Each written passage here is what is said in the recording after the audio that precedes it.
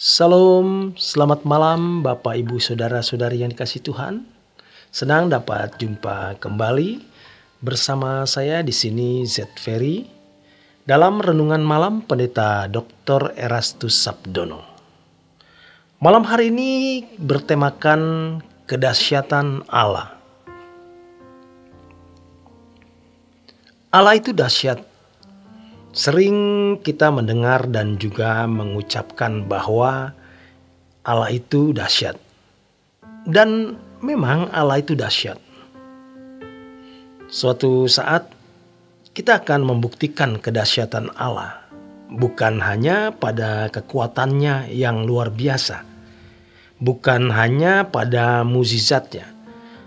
Melainkan bahwa hanya Dia yang kita butuhkan.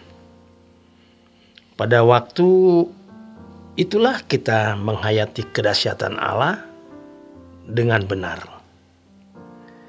Hari ini orang berbicara tentang kedahsyatan Allah. Namun biasanya selalu dikaitkan dengan kuasanya, kasihnya, mukjizatnya.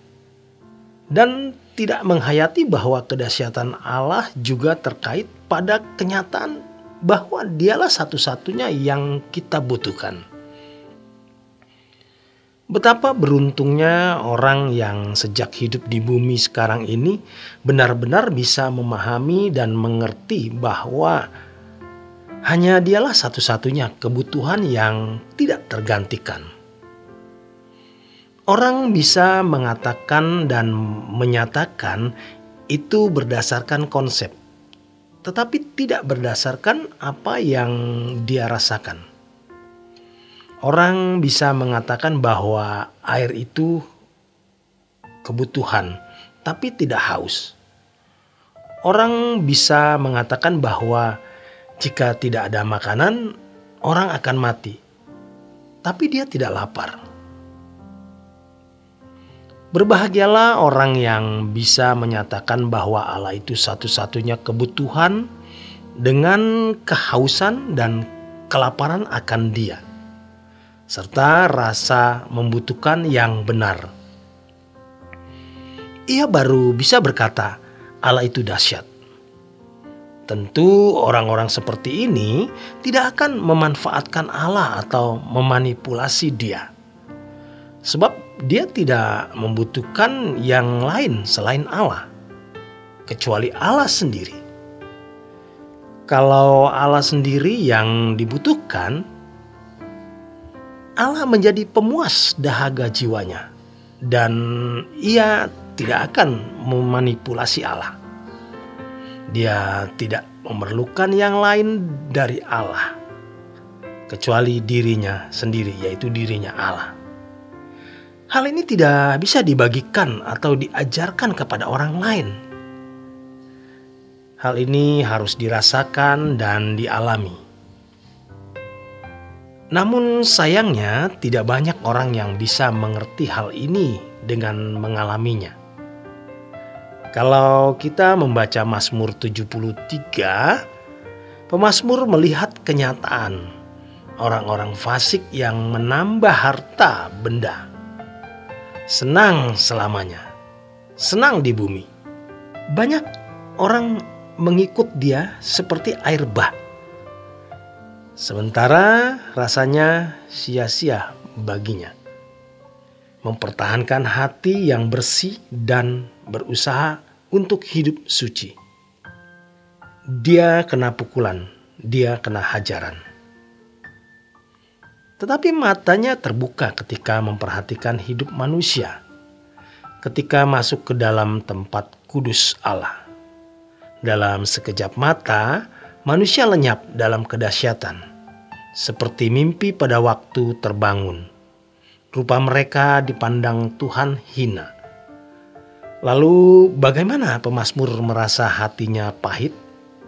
Buah pinggangnya menusuk-nusuk rasanya.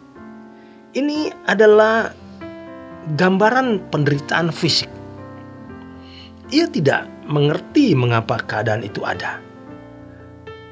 Dikalimatkan dengan kalimat seperti hewan. Aku di dekatmu.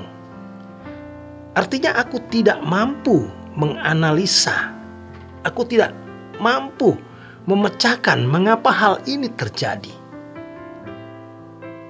Tetapi ia tetap di dekat Allah sehingga ia memiliki pengalaman bagaimana Allah memegang tangannya.